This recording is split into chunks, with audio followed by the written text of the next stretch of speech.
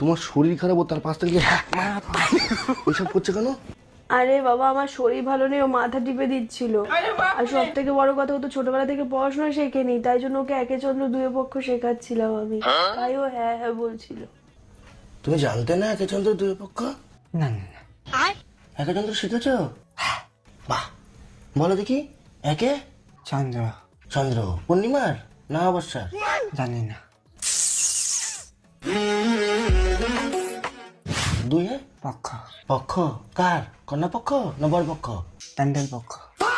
তিনে নেত্র, তোমার দিদির নেত্র, বড় বড় নেত্র। চারে বেদ, চারে বেদ, হ্যাঁ ভালো জিনিস। পাঁচে পঞ্চবান,